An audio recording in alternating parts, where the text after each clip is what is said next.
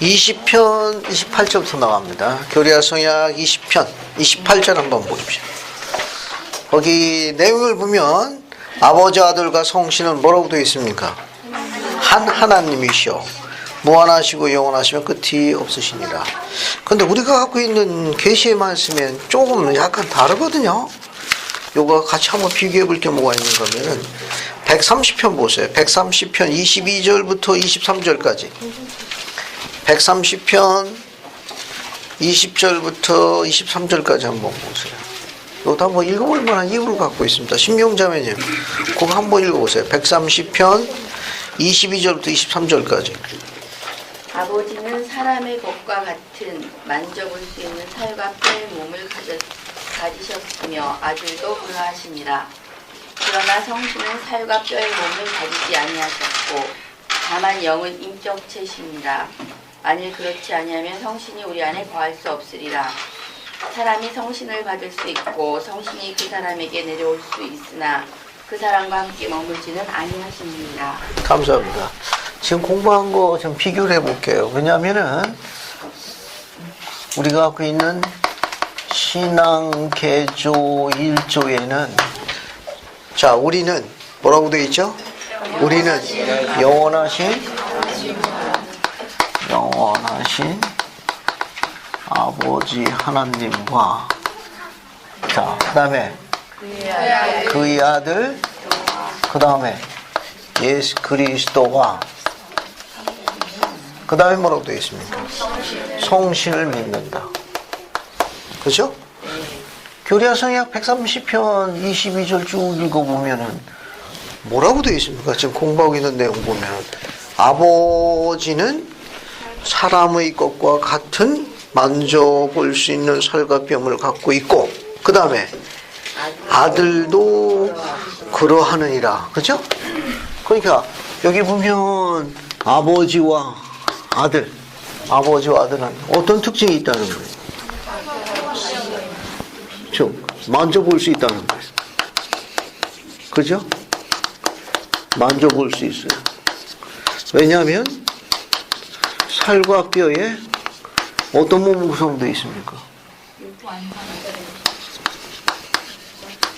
영광스러운 부활체 몸으로 구성되어 있어요. 부활체 몸. 살과 뼈로 구성되어 있는 영광스러운 부활체 몸인데 뭐 할 수 있다는 거예요? 만져볼 수 있다는 거예요. 만져볼 수 있고 살과 뼈로 영광스러운 부활체 몸으로 구성되어 있다는 거. 지금 계시는 그렇게 되어 있어요. 그죠? 그뿐만 아니라 아버지와 아들은 뭐예요? 개체예요. 개체. 별개 개체예요. 아버지 따로 아들 따로요.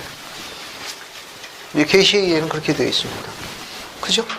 왜냐하면 계시에는 아버지와 아들에 대해서 묘사하기를 뭐라고 되어 있는가 하면 아버지는 사람의 것과 같은 만져볼 수 있는 살과 뼈의 몸, 살과 뼈의 몸으로 구성되어 있는데 만져볼 수 있다는 거예요. 살과 뼈로 구성되어 있다, 만져볼 수 있다. 그러나 우리 몸하고는 달라요. 우리는 어떤 몸이죠? 필멸의 몸이에요. 홍자매님, 필멸이라는 뜻이 뭐죠? 어떻게? 아, 감사합니다. 맞는 얘기. 무조건 이야기하면 다 맞는 거예요. 이 필멸에는 꼭 죽어야 하는 그런 뜻입니다. 필멸, 반드시 멸한다. 꼭 죽어야 하는 그런 거예요. 그러니까 홍자매님이나 우자매님은 꼭 어떻게 해야 돼요? 꼭 죽어야 돼요. 가르치는 저도 꼭 죽어야 돼요. 이게 필멸의 몸의 특성이에요.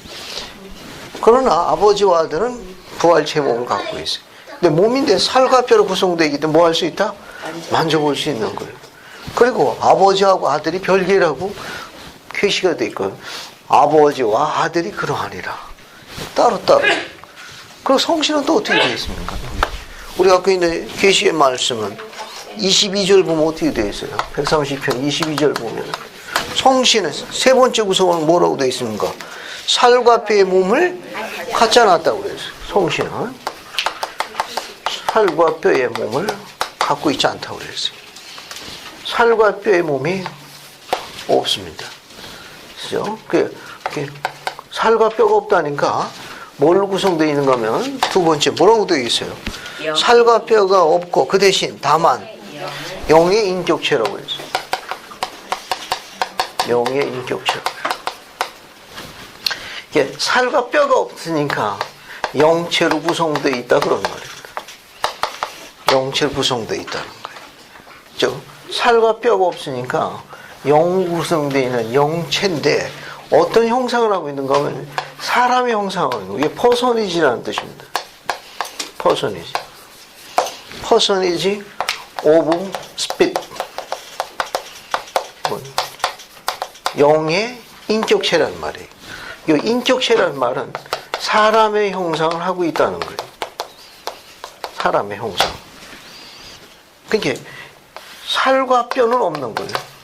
살과 뼈가 없어서 영 구성되어 있습니다. 그런데 형상은 어떤 형상을 했느냐? 사람의 형상을 하고 있습니다. 형상을 하고 있기 때문에 크기나 부피가 있어요. 크기나 부피를 갖고 있습니다. 영하고 달라. 영은 하나님의 영, 주님의 영, 성령은 크기나 부피가 없어요. 그래서 크기나 부피를 갖고 있습니다. 따라서 한 장소, 한 곳에만 머무를 수 있어요. 머무를 수 있어요. 또 사람의 형상을 하고 있기 때문에, 사람의 형상이기 때문에 요거는 남성 명사로 받아요. 남성 명사 시로 받아.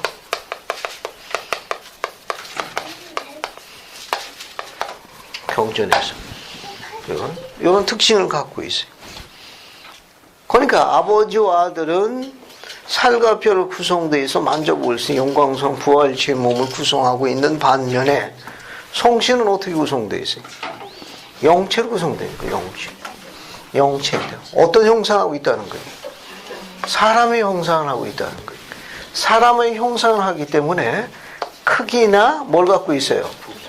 부피를 갖고 있는 거예요. 크기나 부피를 갖고 있다. 됐습니까? 그러니까 아버지와 아들은 만져볼 수 있는 살과 뼈의 몸을 갖고 있는 부활체의 몸을 갖고 있고 성신은 아버지 아들과 달리 뭐가 없다? 살과 뼈가 없는 뭘 구성되어 있습니까? 영이. 근데 사람을 형상하고 있기 때문에 영체라고 부르는 거예요. 영체이기 때문에 크기나 부피를 갖고 있습니다. 크기나 부피를 갖고 있고. 근데 어떻게 영체가 부피를 가지고 있을까요? 그러면 물질로 이루어져 있으니까. 이게 크기나 부피를 갖고 있어요. 사람의 형상을 하고 있다는 이 말은 뭐냐면 크기나 부피를 갖고 있다는 말이에요. 크기나 부피를 갖고 있기 때문에 한 장소에 한 곳에만 머무를 수밖에 없습니다. 그러나 그의 능력은 무한한데 그렇게 능력을 나타내는 걸 성신의 능력이라고 해요. 성신의 권능이라고 혹은 성신의 영향력이라고. 그래서 그는 경전에서 남성 명사 히로 받습니다. 성신이 사람의 형상을 하고 있어가지고 그가 인간들에게 임할 적에는 성신의 영향력, 성신의 능력 혹은 성신의 권능을 임한다고 그래요. 그러니까 여러 가지 임하는 방법인데 직접적으로 대면하는 방법도 있어요. 직접 성신이 나타나고 영의 형상을 하고 있는 성신이 직접 나타나고 영체로서 사람의 형상하고 있는 성신이 직접 나타나고 대화하고 가르침을 줄 수 있어요. 직접적으로. 또 하나는 소위 그리스 빛이라는 걸 매개체로 해가지고 성신이 중앙방송국을 역할하고 모든 사람들에게 성신의 능력을 증거할 수 있습니다. 그때 그 능력을 증거하는 매개체가 그리스의 빛이라는 거예요. 그걸 매개체가 일종의 이제 방송을 하면 전파 같은 거예요. 그 전파 역할을 하는 게 그리스의 빛을 매개체로 해서 모든 사람에게 증거합니다. 뭘 증거하느냐? 성신의 중요한 사명이 뭐죠? 아버지와 아들의 참됨을 증거하는 거예요. 또 모든 진리가 참되다는 걸 증거하는 거예요. 성신의 사명은 아버지와 아들을 증거하는 거예요. 참됨을 증거하는 거예요. 그 다음에 모든 진리가 참되다는 걸 또 증거하는 거예요. 이게 성신의 중요한 사명이에요. 아버지와 아들의 참됨을 증거하고 진리가 참되다는 걸 증거하는 겁니다. 또 중요한 또 다른 사명 중에 하나는 충실한 성도를 보호하는 거예요.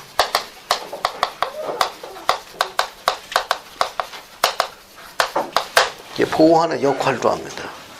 그래서 성신이 영의 인격체, 영체로서 직접 메시지를 전하는 방법도 있고, 또 하나는 조금 전에 이야기한 대로 성신의 능력으로 영향력을 나타내는 방법도 있고, 또 하나는 첫 번째 시연의 선지자 조셉 스미스는 아직 신권이나 복음을 받아들이지 않은 상태였죠. 그럴 때 어떻게 했습니까? 아버지 아들에 뭘 받았어요? 방문을 받았잖아요. 그때 뭐가 보호한 겁니까? 성신이 조셉 스미스를 보호한 거예요. 그것도 전부 성신의 역할입니다. 그러면 우리가 갖고 있는 몰몬교에서 성신이 영의 인격체, 사람의 형상을 하고 있으면서 이게 대화한 가르침을 준 기록이 어디 있습니까? 몰몬교 아주 대표적인 예가 하나 있는데, 성신이 영의 인격체지만 크기나 부피를 갖고 있는 영적 존재라는 게 나타나 있는데, 이사이가 그 라반을 죽이라고 명령 받은 그거 아닌가요? 괜찮죠. 흥분하시지 말고. 그렇죠. 침착해요. 빼빼로 성구라고 그래요. 니파이전서 11장 11절 같이 보세요. 니파이전서 11장 11절 같이 봅시다. 그래서 정성호 형제님 찾았으니까 니파이전서 11장 11절 한번 읽어봐요. 이에 내가 그에게 이르되 그 해석을 알기 원하나이다 하였으니 이는 내가 사람이 말하듯 그에게 말하였습니다. 이는 그가 사람의 형상을 하고 계심을 내가 보았음이니와 그럼에도 불구하고 나는 그가 주의 영인 줄을 알았고 또 그는 사람이 다른 사람과 말하듯 나에게 말씀하셨느니라. 감사합니다. 이거는 성신을 묘사하고 있는 아주 중요한 성구인데 4대 표준경전에 제일 정확하게 나와 있는 유일한 성구입니다. 즉 성신이 영체인데 사람의 형상을 하고 있고 크기나 부피를 갖고 있다는 걸 암시하는 중요한 성구예요. 요게 거기 보게 되면 내가 사람이 말하듯 그에게 말하였습니다.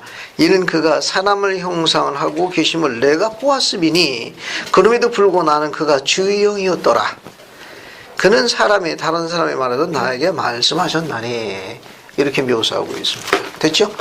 자, 그러면 기왕 나온 게 몇 가지 잠깐 짚고 넘어갑시다. 이렇게 여기 나와 있는데, 그러면 성신의 은사, 성령의 은사, 이런 거는 뭐 어떤 걸 이야기해요? 어떻게 구분합니까?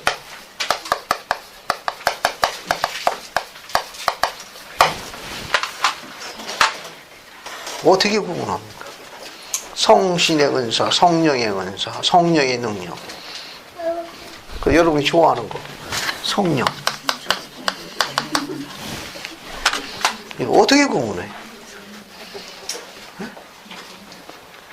자, 지금부터 옆에 있는 반원하고 잠시 한번 머리를 맞대고 한번 연구. 여러분 복음원리 시간에 공부했었지 않습니까? 복음원리 7장. 그죠? 목동마다 방문 갔더니 그거 한다고 그러대. 교사가 앞에 나가더니 절 지명했습니다. 공부하라고. 방문했다가 끌려 나갔습니다. 진짜 성신의 은사를 뭘 갖고 성신의 은사를 하죠?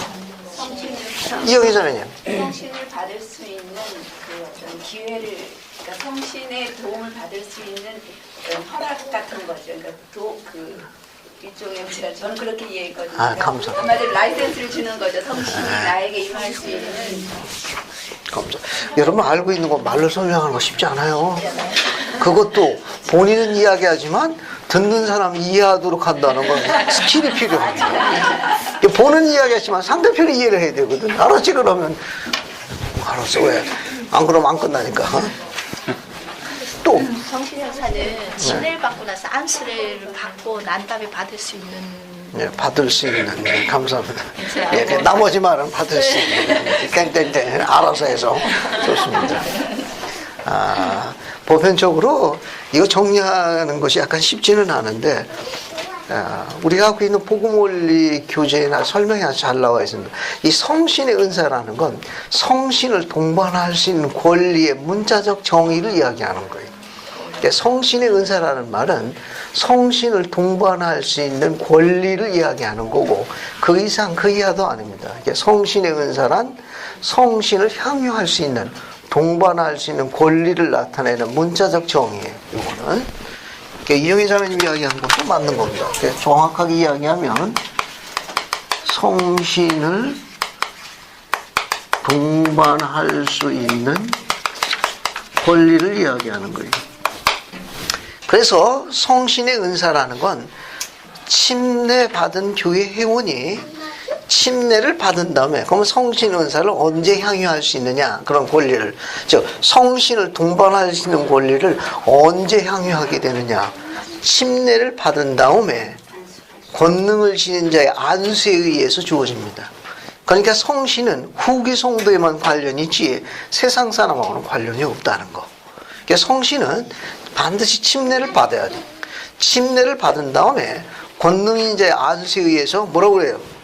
안수를 통해서 확인을 통해 가지고 성신을 받으시라.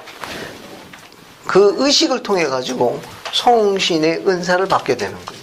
그래서 그 다음부터 그가 성신을 향하기에 합당하고 의롭고 성교롭게 생활하게 되면 성신은 언제든지 그와 함께해서 그를 축복해주고 성신이 갖고 있는 그 영향력을 행사해 줍니다. 됐습니까? 근데 교수님, 안수를 받고 받을 수 있지만 이 성신이라는 것을 꼭 침례받지 않아도 일시적으로는 그럼요. 당연히 아주 일시적으로. 성신의 기능은 아버지와 아들을 증거하고 진리가 참되다는 걸 증거하기 때문에 어떤 사람이 아버지와 아들과 진리를 알기 위해서 간구할 적에 그에게 이제 진리영이 임하기 시작합니다. 진리영이 임하게 되면 아버지와 아들 면전과 진리 면전으로 나오게 돼가지고 그것이 참된지 안 된지 그분께 구하게 되면 참됨을 일시적으로 뭐가 증거하는 거예요? 아버지 아들과 진리가 참되다는 건 성신의 고유 사명에 그러니까 일시적으로 그가 증거합니다. 그러고 난 다음에 그런 성신의 증거를 계속해서 향유하려면 그거 어떻게 해야 돼요? 침례받고 안수례나 확인의식을 통해 가지고 성신의 은사를 받아야 합니다. 그리고 그가 복음대로 용감하게 생활하게 되면 성신 언제든지 그 역할을 그 능력을 증거해 주는 거예요. 그런데 그가 침례를 받지 않는다든지 그 이후에 그와 같은 생활을 하지 않으면 성신은 다시 임하지 않습니다. 그거는 일시적인 걸 이야기하는 거예요. 대표적인 건 우리가 갖고 있는 사도행전 보게 되면 고넬료 같은 경우도 마찬가지예요. 고넬료는 로마의 사람이었습니다. 그러나 그와 같은 경우도 이방이지만 주님의 그런 진리를 알기 위해서 노력해서 그 성신이 일시적으로 증거하는 케이스 이야기는 그런 건 아주 일시적인 경우고 지금 공부하는 거는 성신의 은사라는 건 성신을 동반할 수 있는 특권을 이야기하는 거예요. 권리를. 성신을 받을 수 있는 그 의식은 뭐냐 하면은 침례를 받고 권능인 자의 안수에서 확인 의식을 받아야 합니다. 그것을 성신의 은사라고 그래요. 만약에 그 사람이 침례를 받고 확인의식을 통해 안수에 있는 확인의식을 받고 난 다음에 계속해서 복음 가운데서 의롭고 용감하게 살면 그가 계명 가운데 복음 가운데 열심히 생활하면 그 사람의 의로움이 증거가 돼요. 의로움이 증거가 되면 그 의로움에 대한 보상으로 성신의 능력으로 그에게 영적인 은사를 허락합니다. 그 은사가 성령의 은사예요. 그 은사에는 방언을 통변하는 은사, 지혜를 분별하는 은사, 그것을 해석하는 은사, 또 모임에 참석하는 은사, 모임에 끝까지 남는 은사, 다른 은사는 없어도 말씀 듣고 눈물을 흘리는 은사, 이런 기타 등의 모든 걸 영의 은사, 성령의 은사라고 그러는데 충실한 성도가 복음 가운데서 열심히 살아갈 적에 성신의 능력을 통해 주어지는 하나의 영적인 선물이 어떤 사람은 많이 소유할 수 있고 어떤 사람은 일부를 소유할 수 있습니다. 그런 은사는 굉장히 많아요. 아주 다양합니다. 그런 걸 우리가 뭐라고 그러냐? 성신의 은사라고 그래요. 성신이 우리에게 임하는 영향력을 성신의 능력, 성신의 권능, 성신의 영향력 이렇게 이야기합니다. 이건 다양한 형태로 임할 수 있다는 거. 그리고 경전에는 성신을 성령과 동의어로 아주 많이 씁니다. 성령과 아주 동의어를 많이 쓰는데 이 성령은 보통 하나님의 영, 주님의 영이라고 부르기도 해요. 이거는 조금 다른 거예요. 성령은 우리가 제일 많이 쓰는 것은 하나님의 영 혹은 주님의 영, 그걸 제일 많이 씁니다. 그러나 때로는 이 성령이 성신하고도 동의어로 쓰이기도 해요. 동의어로도 쓰입니다. 동의어로 쓰이는데 앞에서 이야기한 이런 기능에 해당할 때는 주로 성신을 언급하는 겁니다. 주로 침례를 받고 안수에서 확인 은사를 받은 성도들 경우는 거의 대부분 성신의 영향력 가운데 놓여 있어요. 거의 대부분. 그러나 설명할 경우에는 총칭해가지고 하나님의 영, 주님의 영 그렇게도 묘사합니다. 동의어로 쓰는 용어예요. 그런데 이 하나님의 영, 주님의 영은 아버지와 아들 면제에서 나오는 영인데 이것은 크기나 부피가 없습니다. 이건 크기나 부피가 없어요. 성신은 크기나 부피를 갖고 있는 인격체인 반면에 하나님의 영이나 주님의 영은 크기나 부피를 갖고 있지 않습니다. 이것은 이트로 받아요. 중성명사인 이트로 받습니다. 이것은 어느 군에 어느 장소하든지 간에 임하는 하나님의 손길이에요. 그래서 때로는 이것을 갖다가 우리가 또 그리스의 빛이라고도 묘사해요. 그래서 그리스의 빛은 또 뭡니까? 또 양심이라고 그러는 거예요. 양심이라고 있습니다.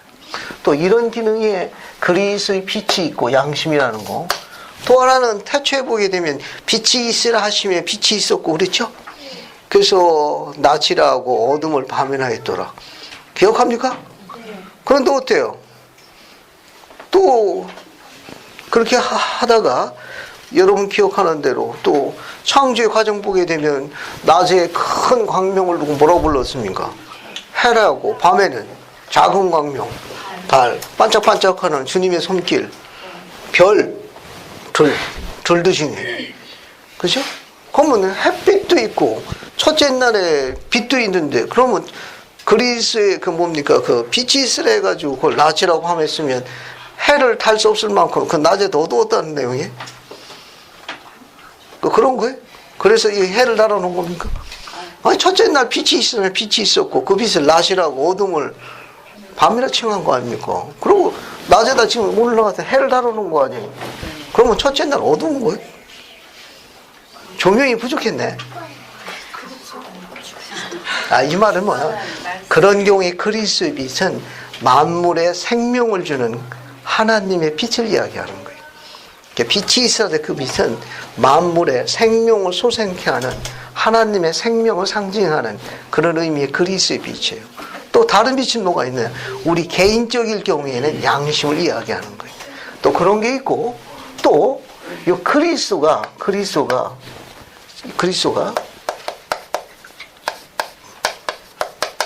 빛과 진리의 근원이에요. 그래서 그리스의 빛 이렇게 이야기하고, 또 진리의 빛, 진리의 영, 그리스의 영 몽땅 다 쓰는 거예요. 갖다 붙여가지고 굉장히 용어를 많이 씁니다. 이거는. 그래서 지금 염두에 두실 건 뭐냐면은 성신은 때로 뭐와 동의어를 쓸 수 있다? 성령으로 동의어를 쓸 수 있어요. 그렇게 성령으로 동의어 쓸 경우에는 이게 하나님의 영, 주님의 영과 제일 많이 씁니다. 같이 쓰는 용어들이. 이런 용어들은 크기나 부피가 없어가지고 이건 조금 전에 이야기한 대로 그냥 모든 사람들에게 하나님의 선한 능력을 역할하는데 가장 일반적으로 보편적으로 아주 많이 써요. 그래서 사람 개개인에게 쓸 적에는 그리스의 빛이라는 용어를 써가지고 양심으로 사용하는 경우도 왕왕 있고, 창조의 과정에는 만물을 솟게 하는 생명과 관련 있는 하나님의 능력으로 쓸 때도 그리스 빛을 쓰는 용법이 있다는 거. 대략 이런 정도만 알아두십시오. 하나 더. 지금까지 설명한 내용은 아버지와 아들이 별개의 부활체 몸을 갖고 있고, 성신은 영적 존재로서 사람의 형상을 갖고 인격체라는 영적 존재로 설명했죠. 그죠? 그런데 20편 38절에는 그 아버지와 아들과 성신이 뭐라고 설명했습니까? 한 하나님. 몽땅. 아버지와 아들과 성신이 뭐라고 그랬습니까? 한 하나님이라고 그랬어요.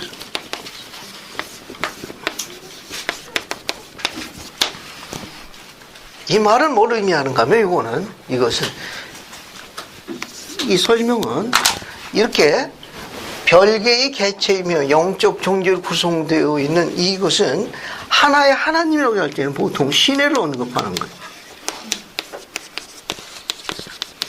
신해를 언급해요. 그러니까 아버지와 아들과 성신 이 세 분이 한 하나님이라는 것은 하나의 평의로 구성되어 있는 신해를 언급하는 겁니다. 그건 뭐냐면은 이분들의 목적과 수단과 임하는 능력이 같다는 의미로 쓰는 거예요. 즉 우리가 갖고 있는 모세서 1장 39절 보면 아버지의 사업의 목표가 나와 있죠. 목적이 나와 있습니다. 뭐라고 나와 있죠? 모세서 1장 39절에 즉 사람들에게 인간들에게 불사불멸 불명과 영생을 가져다 주는 것이 나의 일이요 영광이니라. 그러니까 사람들에게 불사불멸 즉 영생과 불멸을 가져다 주는 목적과 수단과 뜻과 방법에 있어서 세 분이 어떻다는 겁니까? 같다 그런 말이에요. 그런 목적과 뜻과 수단과 능력에 있어서 같기 때문에 하나의 하나님으로 구성된 하나의 관리 협의체 평의로 본다는 개념이에요. 그러니까 아버지나 아들과 성신이 사람들에게 불멸과 영생을 가져다 주는 그분들의 구원의 목적이나 뜻이나 또 의도나 또 그들을 구원한다는 수단과 방법을 사용함에 있어서 세 분이 같다, 일치한다. 그래서 그것을 관리 협의체제인 신들의 평행 신해라고 언급할 적에는 하나의 하나님으로 봅니다. 그 설명을 묘사한 거예요. 그래서 유인물에 20-7을 한번 보세요. 20-7. 20-7을 봅시다. 봤습니까? 그 20-7. 그러면 정확하게 말해서 이 경우에 한 하나님 원가드는 신의 가드헤드를 의미한다. 왜냐하면 이것은 아버지와 아들과 성신으로 구성되어 있기 때문이다. 즉 아버지와 그의 아들은 각기 다르나 권능과 지혜와 합일성, 즉 합일성이라는 건 인간을 구원하는 목적과 또 수단이 같다라는 의미입니다. 예, 있어서 똑같다고 할 수 있다. 그러므로 그와 같은 그들의 의지를 수행하는 성신과 더불어 그들은 한 하나님, 즉 하나의 관리평의의 신해로 불리워지는 건 마땅하다. 예, 그런 의미에서 이야기하는 겁니다. 그러니까 아버지와 아들은 별개의 개체예요. 알겠습니까? 성신은 영적 존재고 그럼에도 불구하고 이분을 하나의 하나님으로 불리고 있을 때는 뭐냐? 조금 전에 이야기한 대로 권능과 권위와 합일성이 있어서 같다는 의미의 하나의 관리 협의체제, 하나의 평의, 관리 평의 신해로 본다는 개념. 그런 것도 이해해 주시면 도움이 될 거예요. 그 다음에 30절 봅시다. 30절, 31절 같이 읽어보죠. 이어지자면요. 30절, 31절 한번 보고. 우리는 우리의 주요 구원자이신 예수 그리스도의 은혜를 통하여 의롭게 됨이 공의로우며 참된 줄 아노라. 30절에 그러나 사람은 은혜에서 떨어지고 살아계신 하나님에게서 떠날 가능성이 있습니다. 감사합니다. 자, 우선 30절 보세요. 우리는 우리 주요 구원자이신 예수 그리스도의 은혜를 통하여 의롭게 됨이 공의로우며 참될 줄 아노라. 거기 의롭게 됨 앞에 예수 그리스도의 은혜를 통하여라는 밑줄 치세요. 거기 자, 예수 그리스도의 은혜를 통하여 의롭게 됨. 우리가 의로움을 증거할 수 있는 건 속죄를 통해서만 가능하다는 거예요. 속죄가 없으면 우리가 의로움을 증거할 수가 없어요. 그 다음에 31절 예수 그리스도의 은혜를 통하여 또 뭐라고 되어 있습니까? 또 뭐라고 되어 있어요? 성결케 됨은 성결케. 거기 단어가 두 가지가 나와 있습니다. 30절에는 의롭게 됨. 거기 20편 30절에는 의롭게 됨. 그 다음에 20편 31절에는 성결케 됨. 이 두 개가 단어를 한번 다 찾아볼게요. 우선 우리가 그 경전 안내서에서 234쪽을 보세요. 234쪽.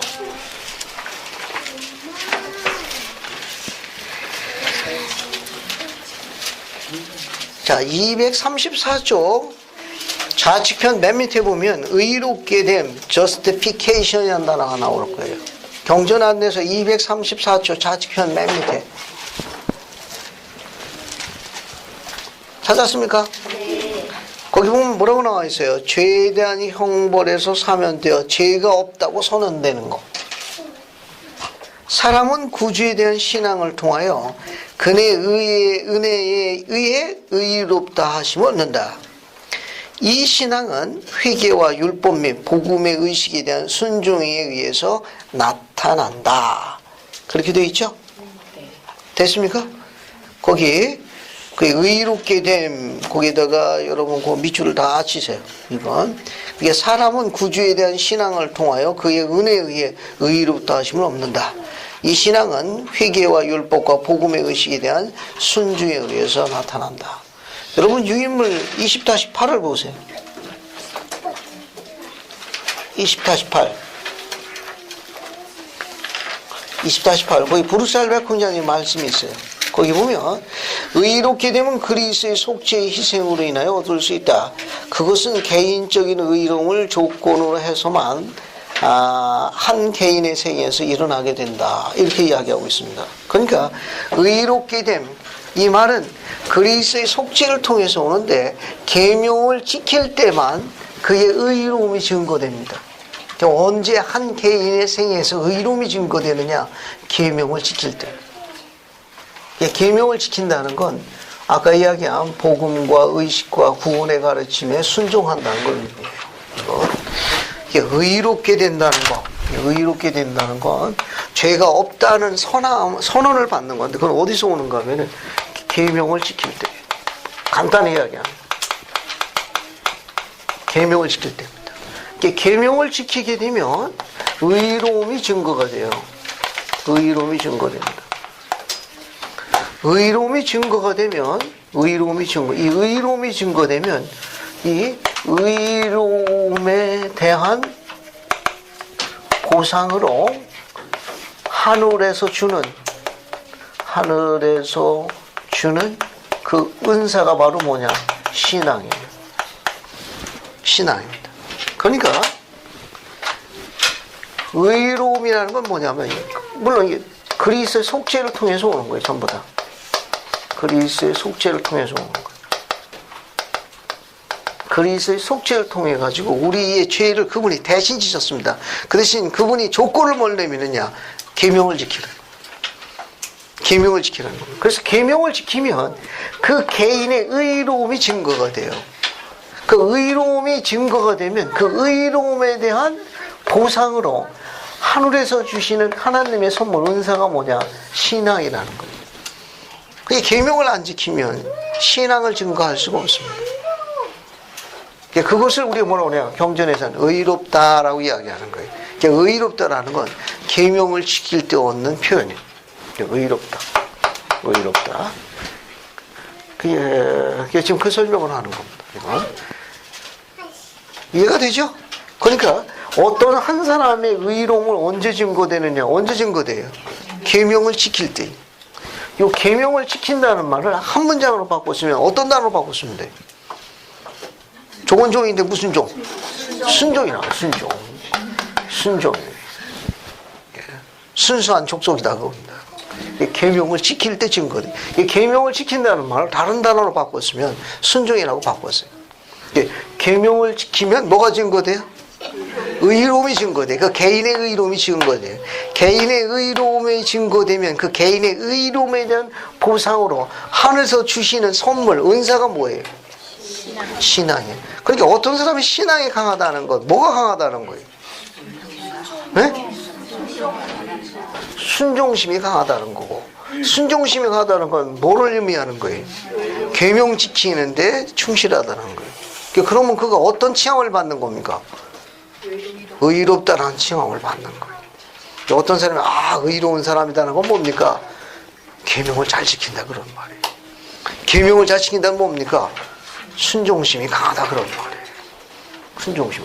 그러면 그에 대한 보상으로 주어지는 은사가 뭐냐? 신앙의 은사. 그러니까 신앙의 은사가 크면 클수록 어떤 축복이 주어지죠?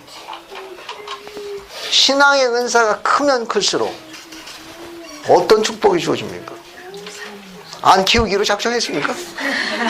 부담스러워요? 신앙의 은사가 크면 클수록 어떤 축복이 주어지죠? 감사하는 마음, 감사합니다. 감사하는 마음. 또 기쁨이 넘치. 감사합니다. 하나 더. 감사하는 마음, 기뻐하는 마음. 성신의 보호를 완전히 받. 그렇죠. 성신의 도움을 받아 감사. 또 중요한 게 하나예요. 기도의 응답이 빠르다는 거.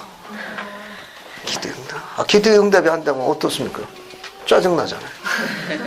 그죠? 기도의 응답이 훨씬 더 강력해진다는 거. 그러면 이제 성결케됨도 한번 봅시다. 거기 성결케됨. 우리 교재네. 경전안내서 136쪽 보세요. 경전안내서 136쪽. 경전안내서 136쪽 봐요.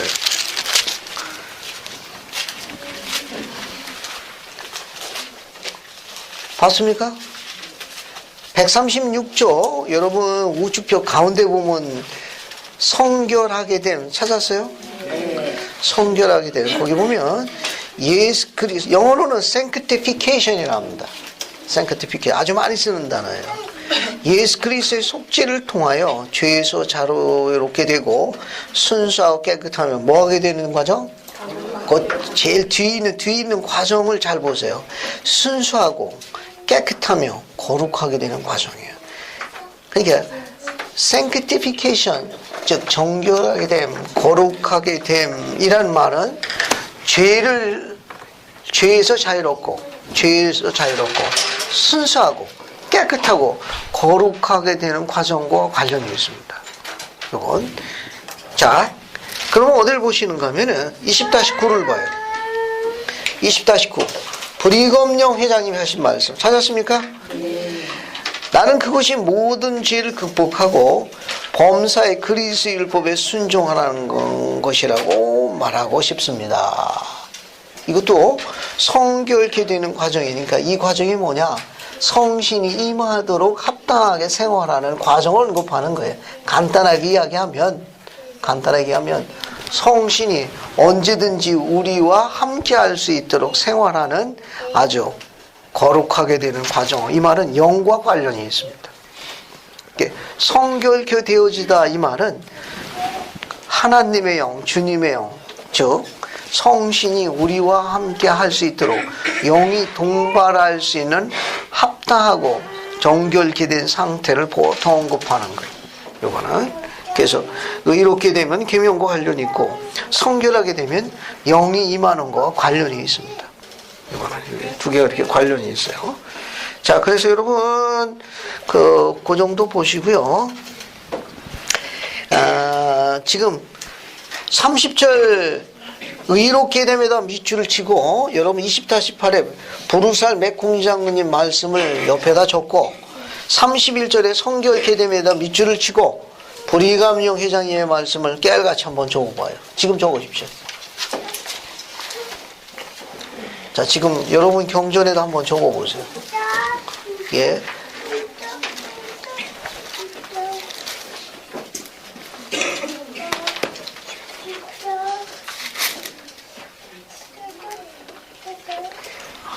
그럼 하나 또 적을 게 하나 있습니다. 우선 그거 적으시고 28절에 이 아버지와 아들과 성신은 한 하나님이시며 되어 있죠? 그거 밑줄 치고 20다시 이걸 옮겨 적으세요. 여기 두 번째 거. 아버지와 그의 아들은 각기 다르나 권능과 지혜와 합일성에 있어서는 똑같다 할 수 있다. 이 문장만 적으시면 돼요. 이 문장만. 이 세 개 다 적어보세요. 자, 하나님, 의롭게 됨, 성결하게 됨. 유인물에 있는 내용, 그 요약된 부분만 경전에 한번 적으시고 보십시오. 집에 가서 적을 생각하시면 지금 적으세요. 집에 가서 적는다? 복천제 때까지 못 적습니다. 지금 여기서 적으세요.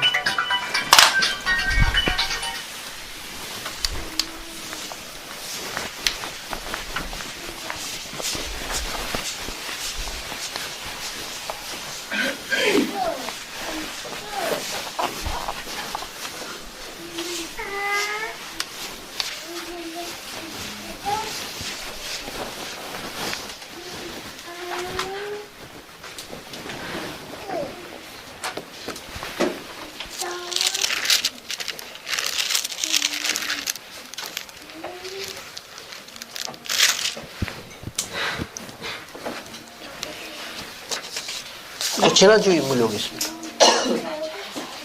네? 이거 하죠. 이 인물, 지난주 인물. 혹시 지난주 인물 안 받으신 분 있습니까?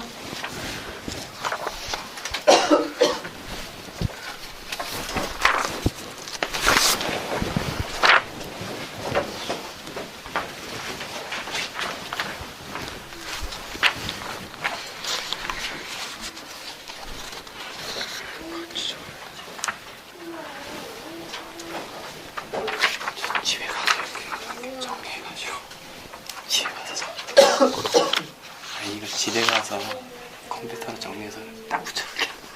그럼 좋지. 여러분 직접 적어보셔야 그게 훨씬 더 기억이 오래 남습니다.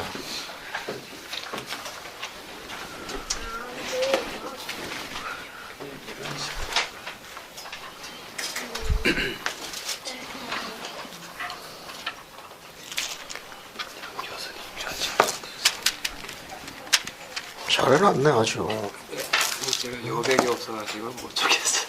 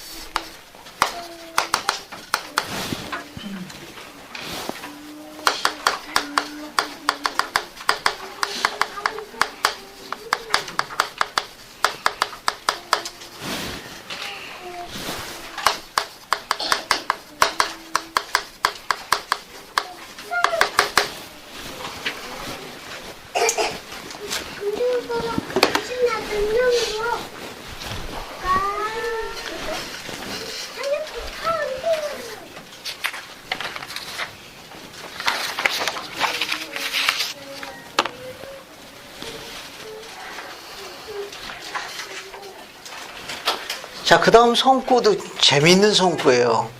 교리와 성약 20편 32절부터 34절 성구도 흥미로운 성구입니다. 이 성구를 요약하면 한마디로 이렇게 이야기할 수 있습니다. 영적인 것은 쌓기는 시간이 아주 많이 걸려서 그 쌓기는 힘들지만 무너지는 건 하루아침이에요.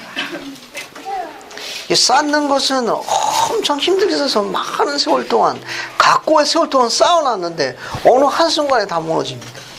계시로서 그것을 주님께서 언급하셨어요. 영적인 것은 쌓기는 어려우나 무너지는 건 하루아침이에요. 그래서 삼가 조심하라고 경고하신 겁니다. 이 계시는 그런 점에서 주목할 만한 이유를 갖고 있어요. 그래서 32절부터 34절까지 한번 읽어보죠. 박미순 자매님, 32절부터 34절까지 한번 다 읽어보십시오. 20편 32절부터 34절까지. 그러나 사람은 은혜에서 떨어지고 살아계신 하나님에게서 떠날 가능성이 있느니라. 그러므로 그의 회원을 조심하여 항상 기도하여 유혹에 빠지지 않게 할지어다. 그러하도다. 또한 성결하게 된 자까지도 조심할지어다. 감사합니다. 사람은 은혜에서 떨어지고 해도 밑줄 치세요. 하나님이 은혜에서 떨어지게 되면 어떻게 됩니까? 그 문장이 어떻게 되어 있어요? 여기 은혜에서 떨어지면 어떻게 되는 게 결과적으로 하나님을 떠나간다는 거예요. 누구까지 조심하라고 그랬어요? 정결하게 됩니다. 택함 받은 자까지도 삼가 조심해라 그런 말입니다. 중간에 33절은 그러면 하나님이 은혜로부터 떨어져서 하나님부터 떠나가지 아니하도록 어떻게 되느냐는 33절 언급하고 있는 내용이에요. 이 일에 삼가 조심하지 않으면은 언제든지 하나님을 떠날 가능성이 어떻다는 겁니까? 지극히 높다는 거예요. 누구까지? 정결하게 된 자. 구체적으로 이야기는 어렵지만, 아니 그 사람까지도, 아니 그 사람이 교회를 떠났다고? 이렇게 된다 그런 말입니다. 다른 사람은 몰라도 그 사람은 끝까지 이 짐을 지고 있어 생각했는데, 아니 그 사람이 이를 어찌 그럴 수가 지극히 높다는 거예요. 됐습니까? 그러니까 사람은 은혜에서 떨어지면 어디로부터 또 떠나간다는 거예요? 하나님으로서 떨어나간답니다. 그럼 하나님의 은혜에서 떨어진다는 게 무슨 의미죠? 은혜에서 떨어지면 하나님부터 떨어져 나간다는 말은 무슨 뜻입니까? 사람은 은혜에서 떨어지면 하나님을 떠나갈 수가 있다. 떠날 가능성이 있다.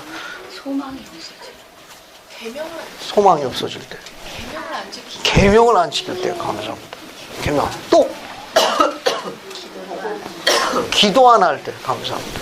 여러분 유인물 봅시다. 유인물 20-10 보세요. 봤습니까?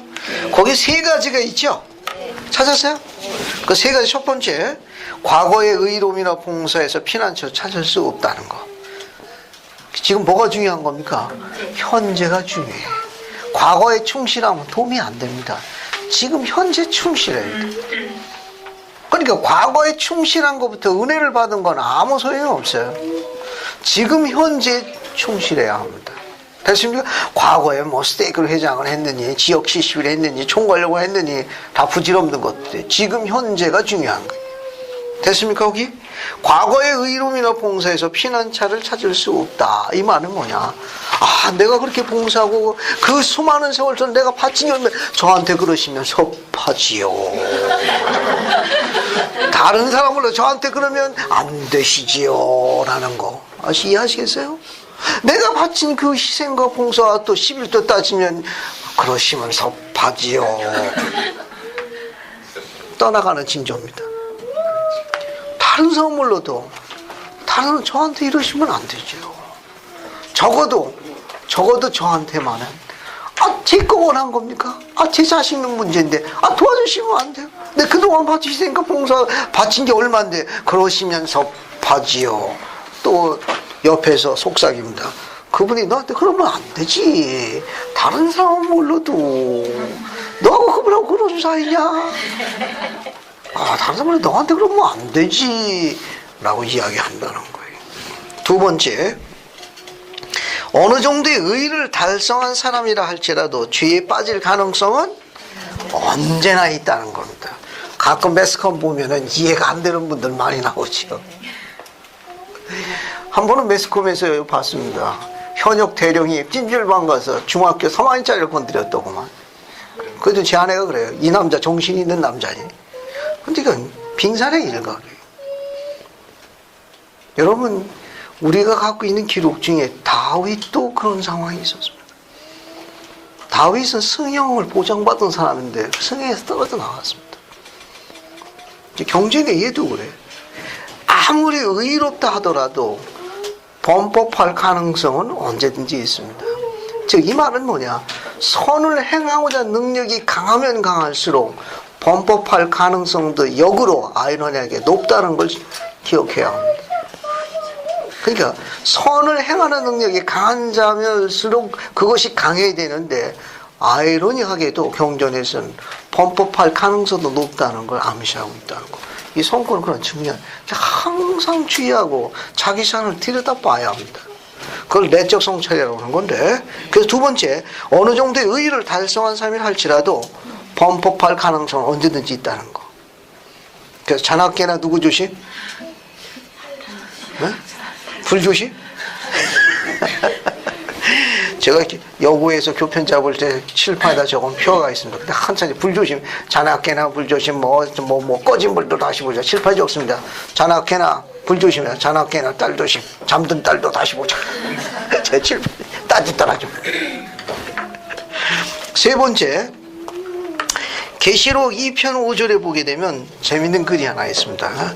그 종교가 어디서 떨어진 것을 생각하고 회개하여 처음 행위하다. 이 처음 행위는 즉 하나님에 대한 첫사랑을 이야기하는 겁니다. 내 첫사랑이 어디서 식었는지를 생각해봐라. 내 그 첫사랑의 마음이 어디서 식었는지 떨어져 나간지를 생각해보고 회개해서 첫사랑에 대해서 다시 불타오르거라 라고 권고했습니다. 여기 7개에 주신 편지 중에 한 내용을 본다는 겁니다. 이거는.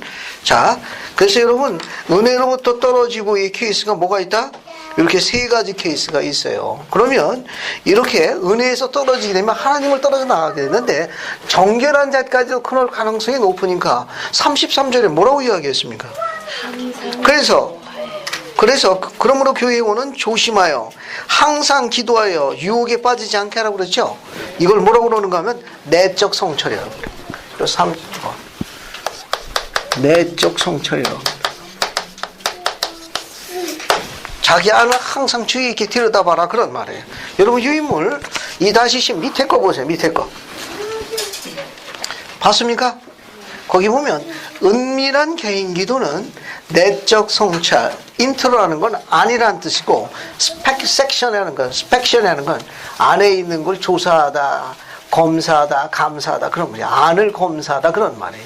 안을 주의 있게 검사하라고 합니다. 감사해봐라고 그래요. 검색하고 은밀한 개인교도 내적 성찰을 위한 좋은 시간이다. 즉 우리의 영적 고경성을 지키기 위해 간구하고 그 다음에 그것을 위해 노력하는 것이라. 우리가 현명하다면 매일매일의 고견성과 관련된 개인적인 밧줄을 뭐 해야 한다? 확인해 보아야 한다. 이름으로써 하나님과 나와의 그 끈을 어떻게 해야 돼요? 굵은 동화밧줄로 만들어야 돼. 됐습니까? 이게 썩은 동화밧줄이 되면 어떻게 돼요? 동화 내용도 그대로 그렇게 되는 겁니다. 그러니까 항상 매일 자신의 고결성과 관련되어 있는 그런 내적인 끈을 항상 확인해 봐야 돼요. 늘 매일매일 그런 내적 성찰을 주의 있게 하지 아니하면 정결하게 된 자까지도 어떻게 된다? 떨어져 나갈 가능성이 높다는 거예요. 그러니까 과거의 의로움이나 봉사에 가지고 있던 직분에 갖고 있던 건 도움이 안 됩니다. 그게 지금 현재도 어떻게 했죠? 자기 자신과 항상 싸워야 돼요. 그런 고결성에 관련되어 있는 자신의 그런 하나님과의 끈을 항상 자기 자신이 확인해야 합니다. 절 보세요. 넬슨 장로님이 재미있는 비유를 하나 했습니다. 어떤 어부가 현명한 어부냐? 어떤 어부가 현명한 어부예요? 어떤 어부가? 그물을 손질하는. 감사합니다. 신명자면 이야기한 대로 훌륭한 어부, 고기 많이 잡는 어부예요. 그렇죠? 그래야 어쨌든 수입이 늘어나니. 그래 어떻습니까? 집에 있는 좋아하시는 분이 별도로 있잖아요. 그러니까 현명한 어부가 결국은 고기를 많이 잡는 거예요. 고기를 많이 잡으려면 어떻게 되느냐? 매일 자기 그물을 확인한답니다. 매일 자기 그물을. 그래서 거기 재밌는 기록이 있어서 그걸 잠시 따왔어요. 여러분 유인물 여기 맨 끝장 보세요. 여기 2장 맨 밑에 보시게 되면 찾았습니까? 네. 현명한 어부는 자신의 그물을 뭐한다? 정기적으로 정화한다. 러셀 넬슨 장로님이 비유하신 거예요. 그러니까 현명한 어부는 항상 자기 그물을 확인하는 거예요. 이게 늘어났는지 또 약해졌는지 늘. 그 밑에 보면 속담이 있습니다. 그 서양의 속담이라고 그러는데 제때에 바느질 한 땀이 9땀을 덜어준다. 즉시 조치해야 돼. 미루지 말고 그때 볼 때마다 바로 조치해야 됩니다. 아유 다음에 하지 뭘. 아유 피곤해. 뭐 다음에. 그러다가 어떻게 됩니까? 다 뒤로 미뤄지는 거예요. 예, 바로 그때마다 하기 싫을 때가 행할 때요. 아유 피곤한데 그때 기도할 때. 다음에 읽지. 그때 경전 읽을 때입니다. 아유 다음에 모임 갔지. 아유 뭘 가정회반만 있나? 가정회반 또 많은데 그때 가정회반 시간에. 이게 제때에 바느질 한 땀은 9땀을 덜어줍니다. 자, 그런 걸 우리 전부 뭐라고 그러느냐? 일반적인 용어로 내적 성찰이라고 그래요. 됐습니까? 이런 거에 삼가 유의하지 않으면 택함 받은 정결케 된 자까지도 과거의 은혜에 집착해 있으면 어떻게 됩니까? 나중에는 하나님도 떠날 가능성이 극히 높다는 거예요. 그래서 우리 주변에도 보게 되면 이런 경우를 이제 왕왕 볼 수 있어요. 됐습니까? 그래서 여러분, 은혜부터 떨어지다 밑줄을 치고 요 세 가지를 옆에다 적어놔요. 1번, 2번, 3번 세 가지를. 포스트잇이면 훨씬 더 좋고, 그래서 적어가지고 옆에다 딱 붙이세요. 왜냐하면 은혜로부터 떨어지고 설명하기가 쉽지는 않습니다. 이게 요 세 가지를 적어서 포스트잇에다 딱 붙여놔요. 이거는.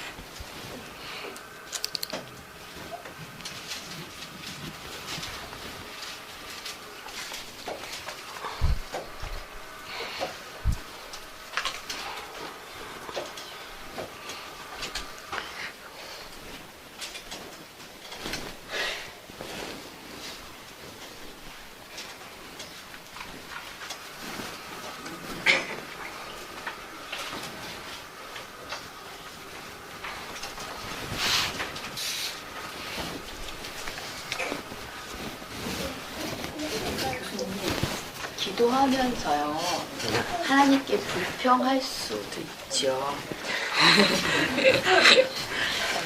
불평하면서 회개할 수도 있잖아요. 근데 제 마음속에서 불평이 있다면 그 부분도 넋두리라고 그냥 저한테 어떻게 그러실 수 있습니까? 이렇게 할 수 있잖아요. 할 수 있죠. 할 수 있죠. 이번에 제가 몰망경을 듣다가 느낀 건 13장에 27절부터 29절까지가 나오는 얘기 중에서 엠마가 그 엠문하의 백성에게 전한 말 중에서 진짜 너무 굉장히 많이 읽었는데 그게 이번에 새로 저한테 내적인 성찰이 될 것 같은데, 죄를 집어 던져라, 그리고 회개를 미루지 말라, 뭐 겸손하라, 온유하라 나오면서 항상 깨어 기도하라, 너희가 감당할 수 없는 시험을 받지 않게 기도하라는 말을 나는 항상 내가 감당할 수 있는 일만 닥칠 거라고 생각했는데, 엘마가 그 구절을 보면서 감당할 수 없는 시험이 오지 않도록 기도하란 말은 올 수도 있다는 소리 아닙니까? 그렇죠. 그래서 너무 깜짝 놀랐어요. 우리한테도 이렇게 감당할 수 없는 시험도 올 수 있구나 생각을 했었어요. 그래서 다시 한번 제가 감사를 드렸어요. 어떻게 이런 말이 다시 제 가슴 속에 이렇게 맺힐 수 있을까? 아니, 제가 굉장히 답답해가지고 기도를 드렸는데, 제가 아주 신앙이 어렸을 때는 뭐가 돌이켜보면 뭐가 잘 이루어진 것 같더니 아주 조금 신앙이 발전하니까 안 되는 것 같더라고요, 그게. 그래서 이제 왜일까 굉장히 답답했는데, 그 어느 날 느낌이 내가 원하는 사람이 돼야지 않냐는 그런 생각을 제가 몰몬을 읽으면서 느꼈는데, 그제 제가 이제 그 엘마서를 다시 읽으면서 느낀 게, 죄를 집어 던져라, 회개를 미루지 말라면서 내가 감당할 수 없는 시험이 오지 않도록 기도하란 말이 너무 가슴에 이렇게 와닿았었어요. 그래서 내가 감당할 수 없는 시험도 나한테 올 수 있구나 생각을 하면서 거기에 대한 기도를 한 번도 해본 적은 없죠. 저희가 항상 현세에 급급해가지고 거기에만 기도를 했는데 내가 감당할 수 없는 시험에 대해서는 기도를 해보지 않았는데 어쩌면 그런 것이 나한테 곧 닥칠 수 있다는 생각을 제가 해보게 됐었어요. 감사합니다. 부원해드리면 지금 이야기한 20편, 32, 33, 34도 연관됐을 적에 사람은 얼마나 연약한가 하면 지켜주실 때 은혜의 가운데에는 잘 지내다가 그런 보호막이 거두어지게 되면 즉시 하나님을 떠날 가능성이 높은데 심지어 그것이 지극히 높은 자도 그럴 가능성이 있다는 걸 지적을 했습니다. 그래서 뭘로 하셨는가 하면 항상 기도해서 유혹에 빠지지 않도록 항상 기도하라는 이유 중에 하나는 감당할 수 있는 시험이 저희들에게 오지 않는 주님의 약속의 축복이 담겨져 있어요. 항상 우리가 아까 이야기한 대로 내적 성찰의 주의를 기도하는 이유 중에 하나는 그런 경우에는 주님께서 우리가 감당할 수 없는 시험을 허락하지 않으니까 만약에 시련이 온다 하더라도 고난이 온다라도 능히 감당할 수 있는 걸 허락하시는 거예요. 그러니까 우리 신앙의 범주를 벗어난 시련은 우리에게 지우시지 않습니다. 궁극적으로 결론을 요약해드리게 되면 우리에게 감당할 수 없는 시험이 임하지 않도록 항상 기도하라. 이 말은 뭐냐면 주님께서 그렇게 충실한 자에게 시련을 허락하시죠. 성약의 필수 요소입니다. 안 그러면 그분을 이해할 수가 없고 안 그러면 그분의 성품을 못 갖춰요. 그러니까 시련 오는 건 당연한데 우리의 신앙이 내가 지니고 있는 신앙의 감당의 무게를 벗어나는 시련은 허락하지 않습니다. 대개 다 능히 감당할 수 있는 겁니다. 때로는 즐길 필요성이 있고 그래서 그 시간에 신앙을 더하면 인내라는 거니까 요번 대회 보고 우트 도르프 회장님이 신권대회 때 하신 말씀이 있습니다. 집에 가서 한번 또 하여튼 여러 번 읽어보십시오. 여러 번. 자 이제 37절로 넘어갑니다. 20편 37절 보세요. 성구도 간단하지만 아주 흥미있고 재미있는 겁니다. 이것도 한번 읽어볼게요. 저기 한 줄 서면요 37절 한번 읽어주시겠습니다. 그리고 또 침대 양식에 관하여 교회에 주시는 계명으로서 하나님 앞에 자신을 겸손히 낮추고 침례 받기를 원하며 상한 마음과 통회하는 심령으로 나와서 자기의 모든 죄를 진실로 회개하였으므로 예수 그리스도의 이름을 기꺼이 받들고자 하며 끝까지 그를 섬기려는 결심을 가졌음을 교회 앞에 전가하며 그들의 죄 사함을 얻도록 그리스도의 영을 받아들였으며 진실로 그들의 행위로서 나타내는 모든 사람은 침례로서 그 교회에 받아들여져야 하느니라. 감사합니다. 이 37절에는 침례를 받기 위한 준비에 관한 합당한 자격 요건 7가지 요소가 포함되어 있습니다. 하나씩 보죠. 자, 37절 같이 보세요. 그리고 또 침례 양식원에 교회 주시는 계명으로서 첫 번째, 하나님 앞에 자신을 겸손히 낮추고, 첫 번째 자격 요건. 하나님 앞에 자신을 겸손히 낮추고, 첫 번째, 그 앞에다가 작은 1번이라고 해놨어요. 하나님 앞에다가 번호 1번을 적어놓으면 나중에 정리할 때 도움이 돼요. 그래서 37절 옆에다가는 침례를 받기 위한 7가지 준비 요소라고 적어두면 도움이 돼요. 예. 침례를 받기 위한 자격 요건 7가지 요소라고 적으시면 돼요. 예. 침례를 받기 위한 자격 요건 7가지 요소 이렇게 적어두시면 돼요. 그래서 하나씩 보죠. 자, 그 다음에 거기 두 번째는 침례를 받기를 원해야 돼요. 두 번째 요소는 침례를 받기를 원함. 세 번째는 상한 마음과 통회하는 심령으로 나와야 합니다. 세 번째, 거기 작은 번호 3이라고 쓰세요. 그 다음에 자기의 모든 죄를 진실로 회개했음을 증거해야 합니다. 네 번째. 그 다음에 다섯 번째, 예수 그리스도의 이름을 기꺼이 받들어야 한다는 표현입니다. 거기. 그것도 다섯 번째. 예수 그리스도의 이름을 기꺼이 받들어. 이런 결심이 필요해요. 또 어떤 결심이 여섯 번째. 끝까지 그를 섬기려는 결심을 가졌음을 교회 앞에 증거해야 합니다. 여섯 번째. 일곱 번째.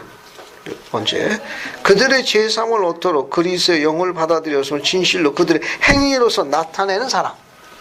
여기 7번째입니다. 그게 마지막 7번째. 됐습니까?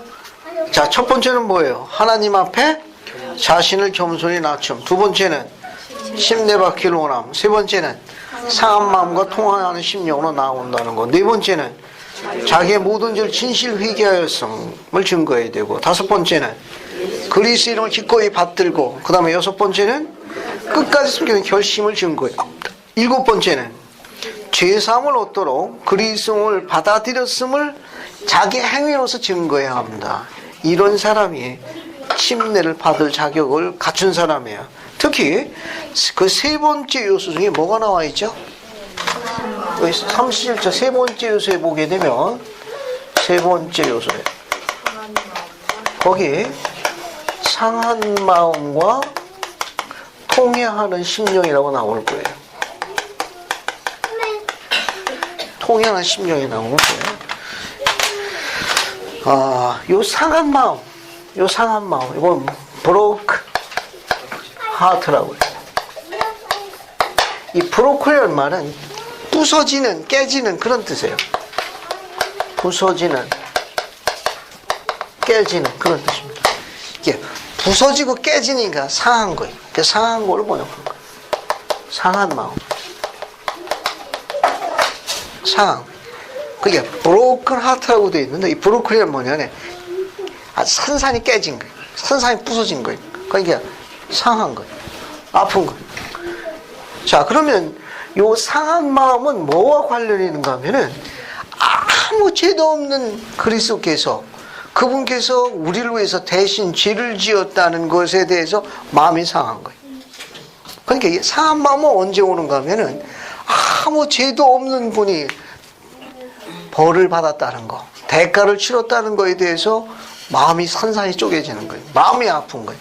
그런 마음을 상한 마음이라는데, 이 마음은 그리스도의 속죄와 관련이 있습니다. 이건. 상한 마음은 그리스도의 속죄와 관련이 있어요. 속죄를 인식할 때 오는 속죄형과 관련이 있어요. 그러니까 그리스도의 속죄형을 인지하는 경험을 할 때 갖는 마음을 상한 마음이라고 그래요. 그러니까 이 상한 마음은 그리스도의 속죄에 초점을 맞출 때 오는 현상이에요. 자, 상한 마음 하면은 어디에? 그리스도의 속죄에 초점을 맞춘 거예요. 그래서 속죄형을 느끼는 겁니다. 이 속죄형을 느끼게 되면 바로 통회하는 심령을 갖게 해요. 통회하는 심령입니다. 이 통회하는 심령은 contrite spirit이라고 해요. 통회하는 심령. 이 통회하는 심령은 즉 그리스도의 속죄에 관한 영을 느낄 때 수반되는 거예요. 이걸 느낄 때 오는 경험이에요. 이건. 그러니까 통회하는 심령을 또 경전에 다른 표현을 쓰는 건 뭐냐면은 애통하는 마음이라고도 같이 씁니다. 뭐? 애통하는 마음. 자, 칠판 보세요. 칠판. 그러니까 이 통회하는 이 말은 애통하는 건데 이게 뭐 관련인가 하면은 자신의 개신 과정과 관련이 있어요. 개신 과정입니다. 주님께서 나를 위해서 속죄하셨는데 그분이 원하시는 상태까지로 자신이 변화되지 않는 것에 대해서 애통한 거예요. 그게 분한 겁니다. 그게 더 잘해야 되는데 그렇게 하지 못하는 안타까움을 느끼는 개심 과정과 관련이 있는 것이 바로 통회하는 심령이에요. 그런 영을 느끼는 거예요. 그런 애통한 마음을 갖는 거예요. 그분께 속죄하셔가지고 그분이 나를 위해서 대신 그렇게 돌아가셨는데 그래서 나도 그와 같이 합당하게 정결되기 위해서 용감하게 살아가지 못하는 자신에 대해서 통회하는 겁니다. 애통해하는 거예요. 그래서 회개에서 더욱더 정결케 되는 과정으로 나아가는 경험하는 그런 과정의 영을 통회하는 심령, 그런 마음을 애통하는 마음, 보통 그렇게 설명합니다. 그래서 상한 마음은 그리스도의 속죄와 관련이 있어요. 속죄와 관련이 있는 겁니다. 통해하는 심령은 자신의 개심과 관련이 있습니다. 개심과 정과 관련이 있습니다. 간단히 이야기하게 돼요. 보통 우리가 교리적으로 정의할 때 상한 마음과 애통하는 심령으로 나오라 그런 말은, 상한 마음은 그리스의 속죄에 관한 것을 경험하는, 인식하는 경험과 관련이 있습니다.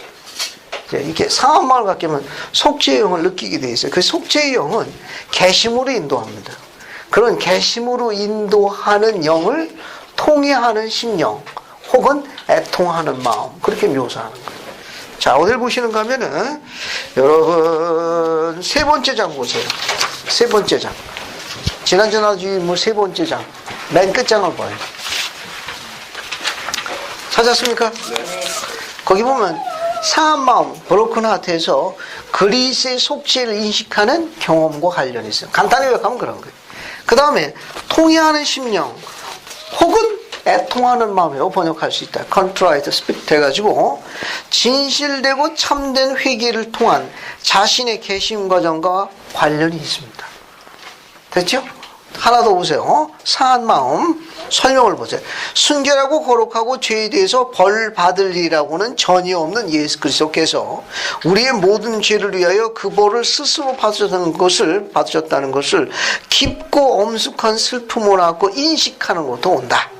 그가 받으신 크신 고난을 실제로 인식하는 것은 겸손해지고 상한 마음, 즉 심령을 갖게 해주는 경험을 불러온다. 이러한 인식은 우리가 변화하여 그분의 사랑으로 되돌아가는 과정을 낳게 하는데, 이런 과정이 바로 통해하는 심령입니다. 옆으로 갑니다.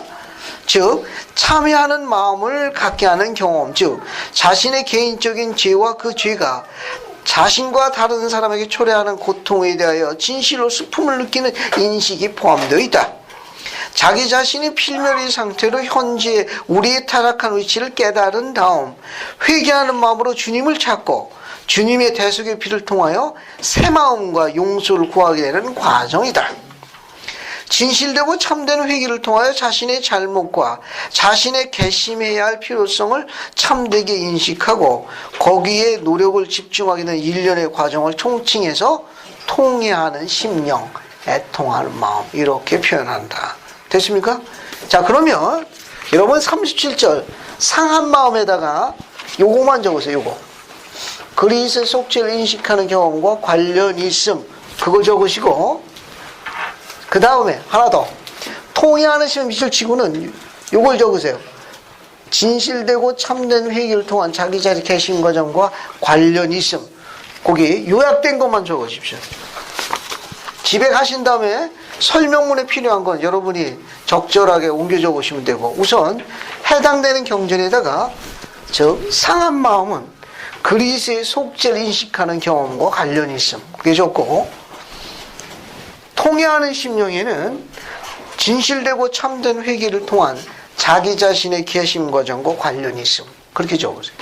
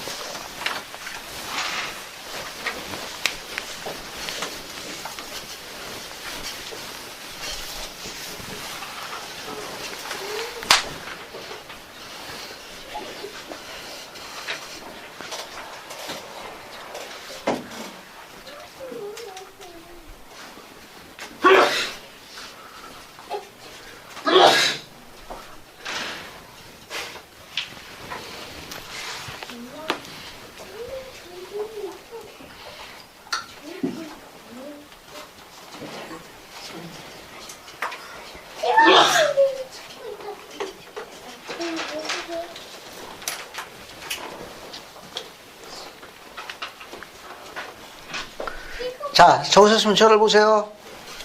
자, 상한 마음과 통해하는 심령으로 나오라 할 때 상한 심령은 뭐가 관련이 있다? 그리스의 속죄를 인식하는 경험과 관련이 있는 거예요. 그래서 속죄형을 느끼는 과정을 우리가 상한 마음이라고 이야기해요. 그 상한 마음은 어떤 경험을 초대하죠? 그리스의 속죄에 대한 영을 느끼게 되면 어떤 경험을 초대하는 거예요? 그분이 기뻐하는 삶, 자신의 계심 과정의 변화를 가져오는 거예요. 근데 그 영을 못 느끼면 자신의 생활에 변화가 없어요. 속죄를 못 느끼면 변화가 안 되는 거예요. 속죄를 못 느끼게 되면 변화를 못 느끼니까, 계심의 변화를 못 느끼니까 주일날 예배 보러 가도 아무런 느낌이 없는 거예요. 그냥 짜증만 나는 거예요. 무감각해지고. 왜 그러냐? 상한 마음을 경험하지 않으세요. 상한 마음은 그리스의 속죄에 초점을 맞추는 거예요. 그러고 난 다음에 그런 속죄를 느끼게 되면 주님처럼 다른 사람에게 축복을 주고 다른 축복을 가져다 준 사람을 살기 위한 계심 과정에 돌입하게 됩니다. 그게 훨씬 더 나은 선택이니까 그런 마음을 갖는 걸 통해하는 심령, 그렇게 수행하지 못하는 자신에 대한 안타까움을 애통하는 마음, 그런 마음. 그게 없으면 어떻게 돼요? 영을 못 느끼는 거예요. 그러니까 속죄의 영을 못 느끼게 되면 변화되겠다는 계심의 영을 못 느낍니다. 그럼 어떻게 되는 겁니까? 문제만 보이는 거예요. 짜증만 드러나는 거. 약속은 기억을 못 하는 거예요. 그런 과정이 반복되는 겁니다. 이게 상한 마음이라는 건 산산이 깨지는 거예요. 왜? 그분에 대한 속죄를 생각하니까 마음이 너무너무 아픈 거예요. 내 하나님이 그렇게 대가를 치신 걸 생각하니까 가슴이 산산이 쪼개지는 거. 그래서 어떻게 하는 겁니까? 나도 다른 사람에게 나로 인해 가지고 아픔을 주기보다는 그분처럼 축복을 전해주는 사람이 되어야 되겠다고 자신과 싸우는 변화 과정을 통해하는 심령을 갖는다 설명하는 거예요. 언제? 매일같이. 정리됐습니까? 그렇게 초점을 맞추시면 돼요. 그 다음에 어딜 보시는가 하면은 하나 더 설명을 하고 넘어갈 게 있는데, 지금 침례죠? 침례 성약하고 같은 성약이 또 하나 있습니다. 어떤 성약이 있어요? 성찬 성약이 있어요. 그러니까 침례 성약과 성찬 성약은 두 개가 내용이 같은 겁니다. 이건. 그래서 여러분 거기 어디를 보시는가 하면은 37절 다시 보세요. 37절 보게 되면 다섯 번째 뭐라고 나와 있습니까? 예수 그리스도의 이름을 기꺼이 받들고자 하며 라고 되어 있죠. 찾았습니까? 네. 그 다음에 여섯 번째 뭐가 나와 있어요? 끝까지 그를 섬길 결심을 증거하는 거. 그 다음에 일곱 번째는 죄성을 때 그리스도를 받아들였음을 행위로서 증거하는 사람. 그렇게 나와 있죠. 여러분 유인물 그걸 별도로 요약해 놨습니다. 20-13을 보세요. 그 문장을 조금 바꿔 썼습니다. 이해하기 쉽게. 여러분 20편 37절인데 유인물에 24-13을 봐요. 첫 번째 뭐라고 나와 있습니까? 예수 그리스도의 이름을 받드는 거예요. 두 번째는 하나님에 대한 증인으로 이루어지는 겁니다. 증인으로 이루어지는 거예요. 세 번째는 그의 계명을 지킬 것을 증거하는 겁니다. 이게 37절에 있는 내용을 조금 문장을 좀 바꿔 쓴 거예요. 똑같은 내용이에요. 그러니까 침례 성약은 뭐냐? 따라서 하십시오. 예수 그리스도의 이름을 받듬, 하나님의 증인으로 일어섬, 그의 계명을 지킬 것을 증거함. 성찬 성약과 침례 성약은 같은 건데 77절 봐요. 20편 77절. 20편 77절 보세요. 봤습니까? 밑에 77절 중간 부분 보면은, 중간 부분 약간 밑에 보면, 오 하나님 영원하신 아버지시여, 찾았어요? 네. 또한 저희가 기꺼이, 거기 작은 부분 1번 하나 써요. 당신의 아들의 이름을 받들며, 하나 쓰시고 1번이라고 쓰세요. 항상 그를 기억하고 2번이라고 쓰세요. 그 다음에 3번, 그가 저에게 주신 계명을 지킬 것을 당신 앞에 증거하고. 이게 성찬성약이에요. 성찬성약입니다. 적었어요? 네. 자, 그러면 성찬성약도 똑같아. 뭡니까? 즉, 그리스의 이름을 받들고. 똑같아요. 거기 나와야 돼. 그리스의 이름을 받들음. 그 다음에 또 뭐예요? 거기. 항상 그를 기억함. 항상 그를 기억함. 그럼 또 뭐가 있습니까? 그가 주신 계명을 지킬 것을 증거하는 겁니다. 지킬 것을 증거하는 거예요. 이런 연구기 때문에 침례성약과 성찬성약 두 개가 the same, 똑같은 거예요. 똑같은 거예요. 37절에 나와 있는 내용이나 77절의 내용은 같은 내용이에요. 그래서 성찬성약, 즉 성찬을 취하는 건 어떤 성약을 다시 기억하는 겁니까? 침례 받을 때 초심으로 돌아가는 거예요. 그러니까 성찬성약을 지킴으로 해가지고 침례 성약 때 맺은 초심의 마음으로 첫사랑했던 첫 마음으로 되돌아가는 거예요. 더 되돌아가는 겁니다. 초심으로. 예, 같은 거예요. 저를 따라서 하십시오. 그리스의 이름을 받듬. 그리스도의 이름을 받든 항상 그를 기억함. 항상 그를 기억하고 그가 주신 계명을 지킬 것을 증거함. 그가 주신 계명을 지킬 것을 증거하고 이게 무슨 성약이에요? 성찬성약이에요. 성찬성약 이 내용이나 침례 성약이라 어떻다? 두 개가 다 같은 거예요. 됐죠? 이렇게 정리해 두시면 돼요. 두 개가 더 same, 같은 거예요. 침례 성약이나 성찬성약 두 개가 다 같은 거예요. 같은 겁니다. 자, 이제 몇 가지 중요한 기본적인 것도 우리 공부해 볼게요. 그러면 침례라는 문자적 정의가 뭐예요? 교리적 정의.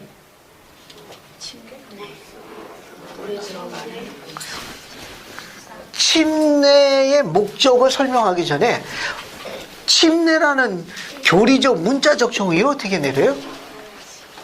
뭘 갖고 침례라고 그래? 죄를 씻기 위한.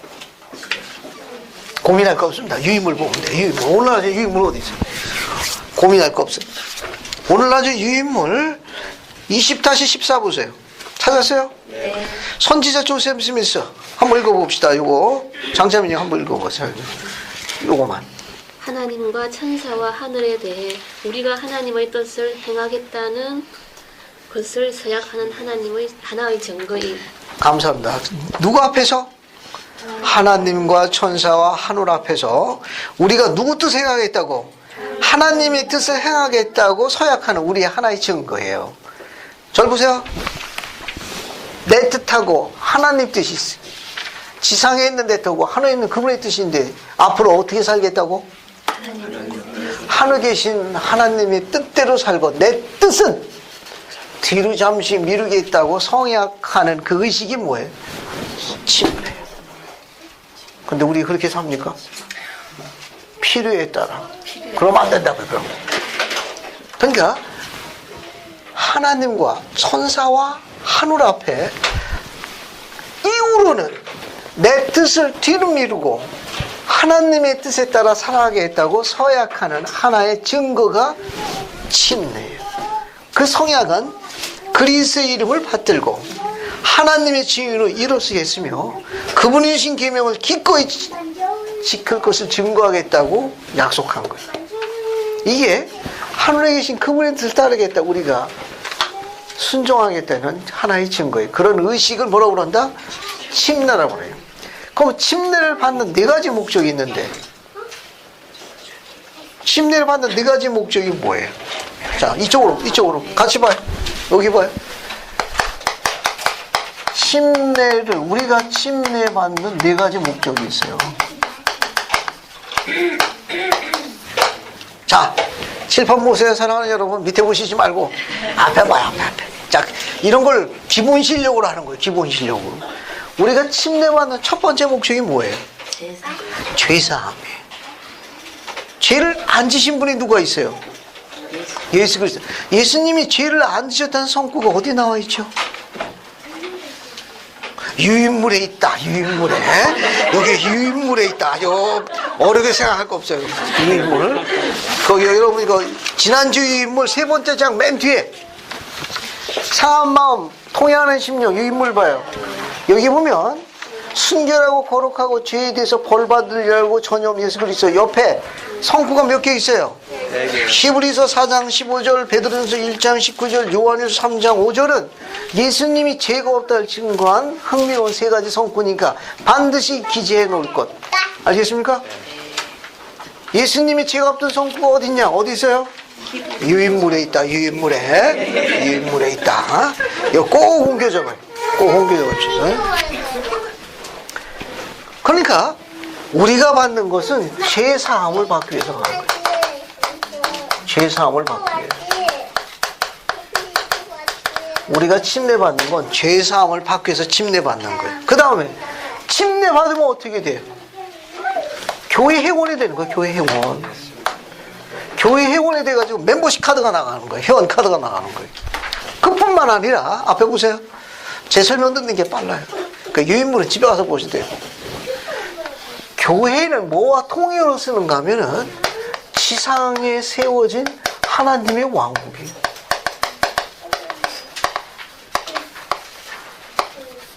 그러니까 교회 회원이 됐다는 것은 지상에 세워진 교회 회원이 되었을 뿐만 아니라 지상에서 하나님의 왕국의 하나님 백성이 되는 거예요.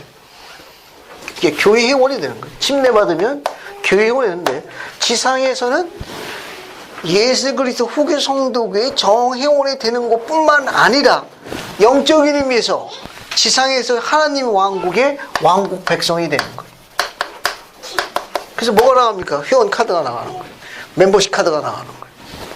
세 번째, 침례받는 건 어느 왕국을 들어가기 위해서입니까? 해외왕국. 해외왕국의 허가예요. 침례 안 받으면 여기 못 들어가요. 침례를 받아야 해외왕국 들어가는 거예요. 예, 해외왕국에 그 멤버십 카드가 있어야만 그 왕국에 이제 패스가 되는 거예요. 네 번째, 개인적인 성결의 문이 열립니다. 성결의 문이 열려요. 개인적인. 이건 성신과 관련이 있어요. 이렇게 영의 인도에 따라 가지고 일치월장. 그래. 이런 개인적인 성결의 문. 이것은 아까 이야기한 내적 성찰에 주의해야 합니다. 내적 성찰. 이 관리에 잘하는 사람. 이것이 침례받는 네 가지 목적이에요.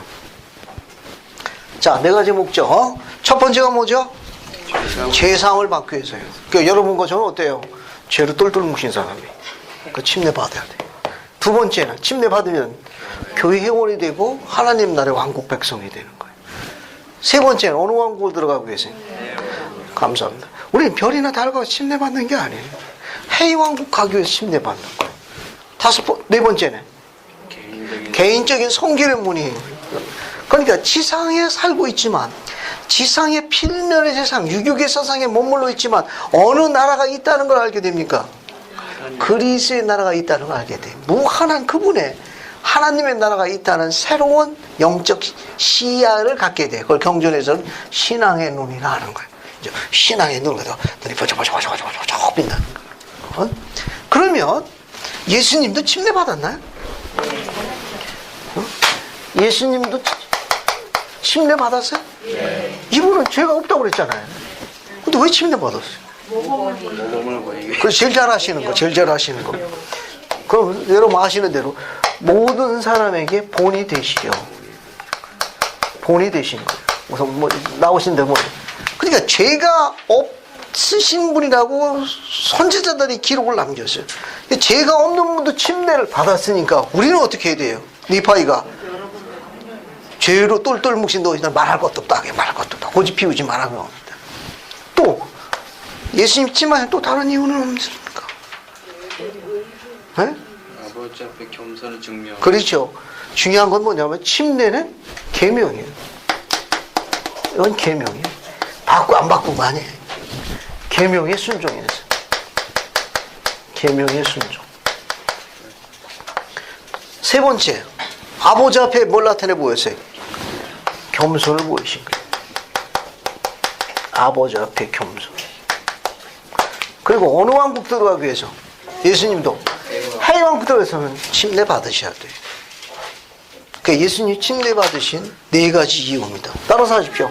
모든 사람에게 본이 됨, 모든 사람에게 본이 됨, 계명의 순종, 아버지 앞에 겸손, 아버지 앞에 겸손, 해왕국의 허가. 해왕국의 허가.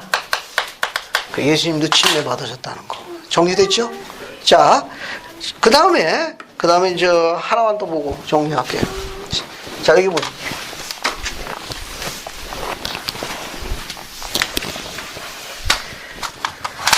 우리가 받는 죄사함을 위한 이 침례는 뭐를 뿌리는 겁니까?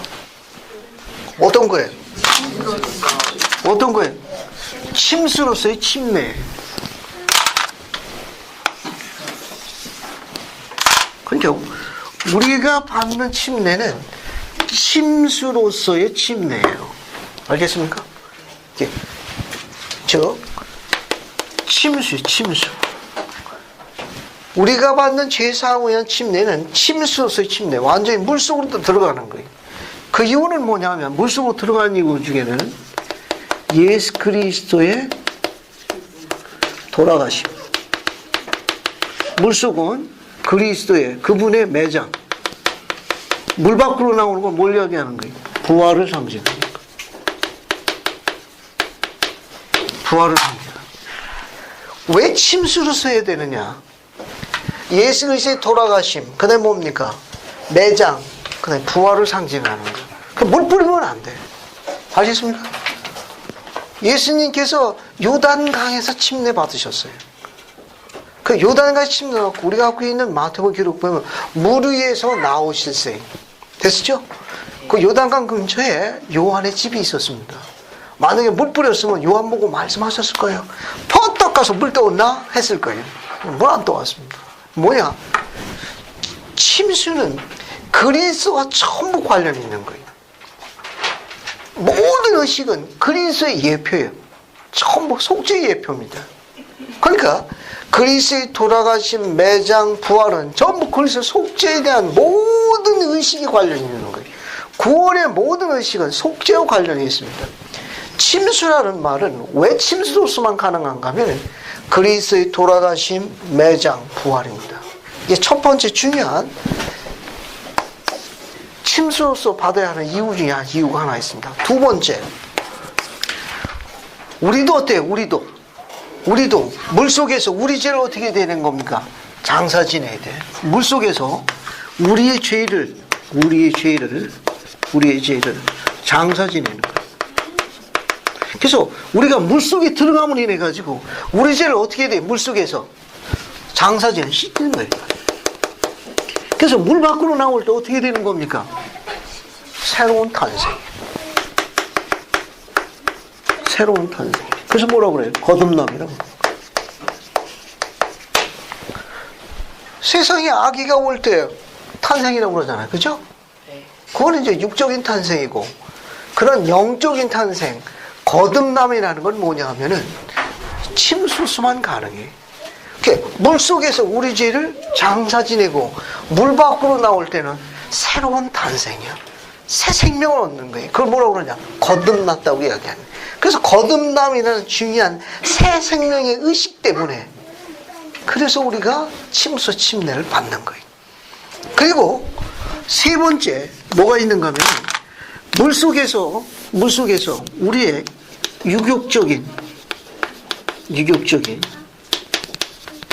죄의 삶에서 물속으로 있던 물속에서 유격적 죄의 삶을 물 밖으로 나올 때는 어떤 삶으로? 영적인 삶으로 변화시키는 거예요.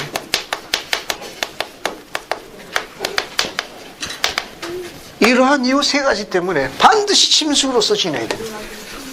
반드시 침수로서. 유인물 20-16 보세요. 유인물 20-16 봤습니까? 침례가 지닌 상징, 영원한 실체를 상징하 속죄와 관련이 있습니다. 첫 번째, 그리스의 죽음, 매장, 부활을 상징한다. 두 번째, 새로운 삶으로 다시 태어남, 거듭남을 이야기하는 거예요. 세 번째, 정결하게 됨을 상징하는데 유교, 즉 죄의 생활에서 영적인 생활로의 업그레이드, 변화를 의미하기 때문에 반드시 뭘로 해야 된다? 침수도 행하는 이유가 세 가지가 있는 거예요. 됐죠? 마치기 전에 하나만 더 봅시다. 마치기 전에 뭘 보시는가 하면은 거기 41절만 보세요. 41절. 나머지는 다음 시간에 설명할게요. 41절 보면 침례를 받아 교회에 들어온 자를 경전에 따라 성신의 침례 앞에 뭐가 붙어 있어요? 불과 성신의 침례를 위하여 안수로서 확인하며, 거기 성신 앞에 뭐가 붙어 있어요? 같이 따라가는 거예요. 알겠습니까? 그쵸? 불과 성신의 침례라고 나와 있는데 앞에 보세요. 성신 앞에 불자가 들어가 있어요. 그러니까 요건 불의 침례나 나눠서 성신의 침례나 어떻다는 거예요? 두 개가 같다는 거예요. 근데 성신 앞에 왜 불자가 붙었죠? 왜 불자가 붙었습니까? 물과 구분하기 위해서. 감사합니다. 앞에 보세요. 자, 간단히 설명할게요. 우리가 하나님 면접 돌아가기 위해서는 침례가 아까 이야기한 침수로서의 물의 침례가 있죠. 그죠? 여기 하나가 있고 그 다음에 뭐가 있어요? 또 다른 침례가 불과 성신의 침례. 이 두 가지에서 어느 거 해왕 들어가야 돼. 이 두 개가 다 필요한 거예요. 물의 침례라는 건 뭡니까? 아까 여기 한 거. 어디 하세요? 우리 죄를 씻는 거예요. 우리를 씻는 겁니다. 정결케 되기 위해 가지고 씻는 침례를 물의 침례라고 그래요. 그 다음에 물 밖으로 나와 가지고 주님의 영이 우리에게 임하기 위해서는 우리가 어떤 상태가 돼요? 우리 그릇이 정결한 그릇이 되는 거예요. 우리의 유욕, 욕심, 더러움, 유욕, 뭐 기타 등등 욕자로 돌아가는 거 많이 있잖아요. 그죠? 그런 걸 뭘 합니까? 깨끗하게 그렇다면 태워버려요. 싹 태워버려야 되냐? 정결케 태워버리는 그 불이 바로 성신의 침례라는 거예요. 그러니까 침례를 받은 다음에 성신이 항상 필요할 때 우리와 동행할 수 있도록, 우리와 함께 향유할 수 있도록 정결케 되어지는 그 의식이 바로 불의 침례, 성신의 침례라는 겁니다. 그걸 통해 가지고 성신 우리와 항상 함께 하는 거예요. 그래서 그런 유교, 죄, 이와 같은 것들을 정결케 한다라는 의미에서 불자 그런 걸 태워버리는 거예요. 그래야만 정결케 돼서 영이 우리와 함께 하는 거예요. 안 그러면 영이 우리와 함께 안 하는 거예요. 그 앞에 불자는 정결케 한다는 의미를 갖고 있습니다. 유인물 보세요. 유인물 읽고 마칠게요. 20-17 봤습니까? 20-17 보면 물의 침례, 시침을 통하여 죄사함을 받으면 우리 죄를 물속에서 장사 지내는 의식이 하나 있고, 그 다음에 불의 침례, 다른 말로 또 뭐라고 그런다? 성신의 침례라고 한다. 정결케 하는 성신의 권능에 의하여 부정, 불의, 유욕, 욕정 및 모든 악한 것이 불에 타듯이 회개하는 영으로부터 다 없어진다. 이렇게 정결케 된 사람 문자 그대로 성신의 새로운 피조물이 되는 것이다. 참조 성고 있습니다. 교례서 19편 31, 리파이브서 31장 17절, 신라면서 5장 45절. 따라서 불의 침례는 성신을 받는 것 이상의 어떤 것이 아니다. 이것은 침례 시 안수에서 받는 은사를 실제로 향유하는 것이다. 그러니까 주님은 제사함의 침례에 의하여 또는 불, 곧 성신에 의하여 온다고 말씀하신 것이다. 그러니까 불의 침례라는 건 성신의 은사를 받기 위한 확인의식에 관련되어 있는 겁니다. 그 다음에 어떻게 해야 돼요? 복음대로, 계명대로 충실하게 생활해야 합니다. 그러면 성신이 우리가 함께하는 의로운 생활을 하게 된다. 그런 내용입니다. 오늘 여기까지만 하고요. 나머지는 신권에 관련되어 있는 건 다음 주에 공부하도록 하겠습니다. 고생하셨습니다. 오늘 불의 공부하라고 애썼어요. 집에 가셔가지고 유물에 나와서 필요한 부분들은 포스트에서 알아서 적절하게 옮겨 적으셔야 합니다. 예수 그리스도 합니다. 아멘. 아멘. 신명자면요? 폐기도 부탁합니다.